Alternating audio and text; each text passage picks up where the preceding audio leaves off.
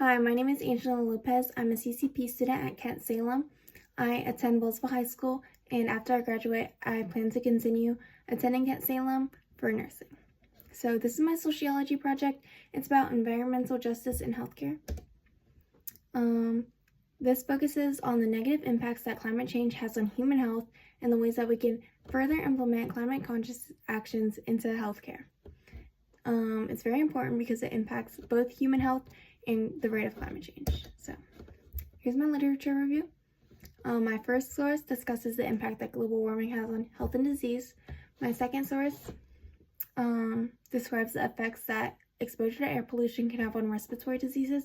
And then my last source discusses the ways in which climate-conscious efforts can be increased in healthcare facilities. So here's my first source. For every 1 degree rise in temperature above a certain temperature, deaths in Europe are expected to increase by 1 to 4%.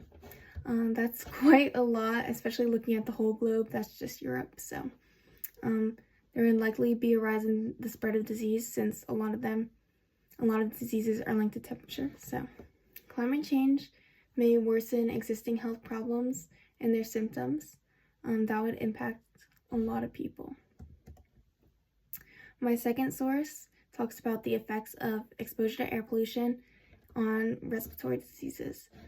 When exposed to air pollution 3 days prior to hospitalization, the rate of hospitalization increases by 0.2% for every increase of that.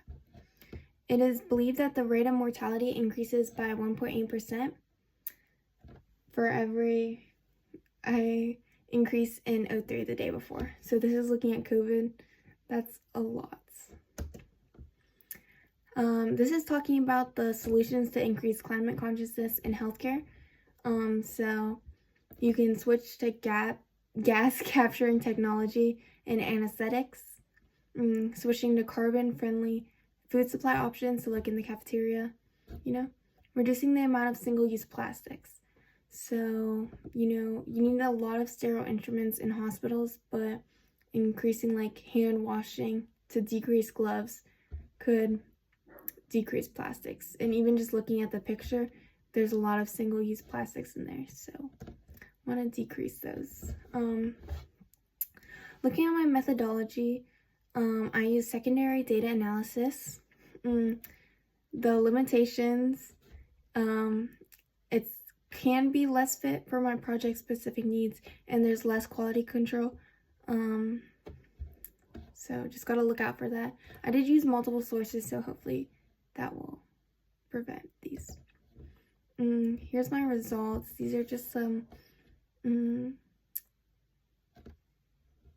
yeah, I don't know. So in one of my sources, it stated that people who live in highly polluted areas don't live as long, and the doctor says that this is because of the effects that air pollution has on the cardiovascular system.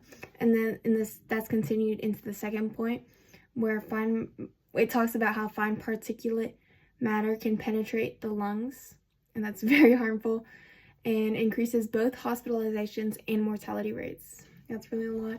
And then there's a similar reaction in the lungs to ozone. And then the last point talks about how only 15% of medical waste is actually hazardous. So there's 85% that could be reduced. Here's discussing my research. I found that climate and air pollution have negative effects on human health. On human health. That's restated in many of my sources. And then a lot of my sources talk about how global warming can increase mortality rates. So, environmental justice in healthcare. This is just like wrapping up. Final thoughts. I believe that it's important for the healthcare system to further implement climate-conscious behaviors because there are numerous negative health effects that climate change causes. So I think it's important for the healthcare system to try to reduce climate change for the betterment of human health. There are a lot of ways that this is the second one. There are a lot of ways that we've found now, but it's important that we continue looking for more efficient solutions. That's all. you have any questions, you can email me. Thank you for watching.